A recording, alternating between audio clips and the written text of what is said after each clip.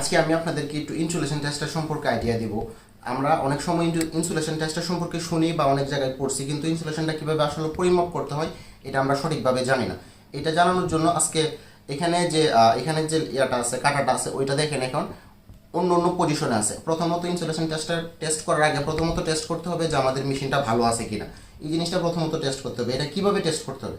এটা টেস্ট করতে হবে এই দুটাকে শর্ট করে দুটাকে আলাদা রাখতে হবে, কারণ এখানে অনেক বেশি পরিমাণ ভোল্টেজ উৎপন্ন হয়। তখন এটাকে ঘোরাতে হবে। এটাকে ঘোরানোর সাথে সাথে এটা জিরোতে চলে যাবে। এটা জিরোতে চলে যখন এটা জিরোতে যাবে তখন বোঝা যাবে যে আমাদের এই ইনসুলেশন টেস্টার মেগামিটারটা ভালো আছে। এবং এটার এখানে একটা প্রশ্ন আছে যে আমরা এটাকে কিভাবে ঘোরাবো। এটা হচ্ছে 120 পার মিনিট, মানে এক মিনিটের ভিতরে আমরা 120 বার ঘোরাবো, তখন আমাদের মেগারটা কাজ করবে। এটা হচ্ছে ইনসুলেশন টেস্টার মেগামিটার।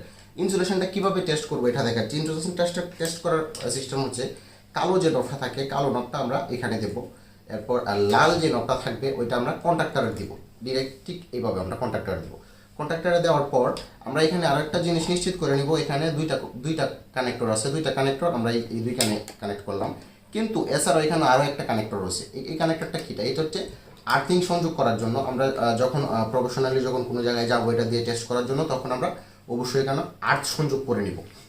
আচ্ছা, এটা কানেক্ট হওয়ার পর এটা দূরে রাখতে হবে, কারণ এখানে অনেক বেশি ভোল্টেজ উৎপন্ন হবে। এখন আমরা জানি যে আমরা ইনসুলেশন টেস্টের মিটারের মধ্যে আমরা ডিসি ভোল্টেজ উৎপন্ন হয়, আর ডিসি ভোল্টেজের প্রয়োগ করে কিন্তু আমরা ইনসুলেশনটা টেস্ট করি। কিভাবে টেস্ট করব? এটা এখানে যখন আসবে তখন এই যে এখানে দেওয়া, এটা যখন আমরা 120 মিনিট পার মিনিটে যখন ঘোরাবো তখন এটা এখানে এই দিকে যাবে। আর যদি ওহমসের দিকে দেখাচ্ছে, এটা ওহমস দেখাচ্ছে। আমি আবার দেখাই। তার মানে ইনসুলেশন ভালো আছে। হ্যাঁ, এটা দেখেন এখানে গেছে, তার মানে এটা যে ইনসুলেশন ছিল এটা এখনো কিন্তু এটা চার্জ হয়ে আছে। এখন কিন্তু যদি ওয়্যারে ধরতে যাই তাহলে কিন্তু অনেক বেশি ভোল্টেজে শর্ট খাওয়ার সম্ভাবনা থাকবে।